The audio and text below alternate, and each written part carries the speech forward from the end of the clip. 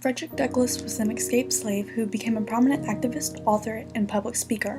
He was born on a plantation in Maryland, where he was sent to Baltimore to be a child's companion. In Baltimore, Frederick began to learn how to read. When the teacher's husband found out what she was doing, he forced her to stop. He said that teaching a slave to read was illegal and unsafe, that once a slave learned to read, he would never be satisfied with slavery, and it would be impossible to keep him. When young Frederick Douglass heard those words, he suddenly realized learning to read and write would be his pathway from slavery to freedom.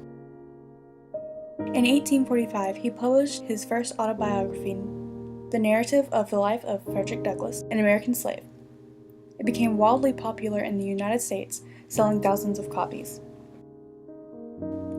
By the time the Civil War began, Frederick Douglass was one of the most famous black men in America. He even served as an advisor to President Abraham Lincoln. Frederick Douglass continued to call for equality for black people and women. He lived to see the passage of the 14th Amendment, which made everyone born in the United States a citizen, and the 15th Amendment, which gave former slaves and black men the right to vote. On February 20th, 1895, Frederick Douglass spoke in public for the last time at a women's rights meeting. Frederick Douglass remains an influential figure in the history of civil rights in America. This is Marie Hughes, KNN.